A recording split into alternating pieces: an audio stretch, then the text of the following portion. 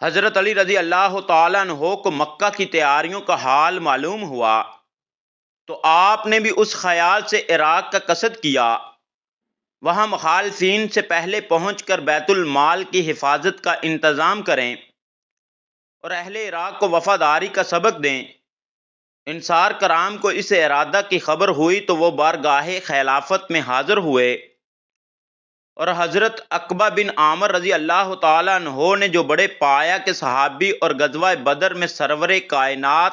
صلی اللہ علیہ وآلہ وسلم کے ہمرکاب رہ چکے تھے، انصار کی جانب سے گزارش کی کہ دارالخلافہ چھوڑ کر جانا کسی طرح مناسب نہیں ہے۔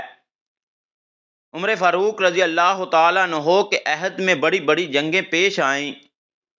لیکن انہوں نے کبھی مدینہ سے باہر قدم نہیں نکالا۔ اگر اس وقت خالد ابو عبیدہ رضی اللہ تعالیٰ عنہ،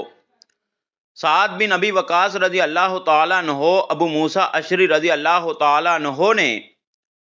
شام و ایران کو تہو بالا کر دیا تھا تو اس وقت بھی ایسے جان بازوں کی کمی نہیں۔ حضرت علی بن ابی طالب رضی اللہ تعالیٰ عنہ نے فرمایا یہ صحیح ہے، لیکن عراق پر مخالفین کے تسلط سے نہایت دشواری پیش آئے گی۔ وہ اس وقت مسلمانوں کی بہت بڑی نو آبادی ہے، وہاں کے بیت المال بھی مال و زر سے پر ہیں،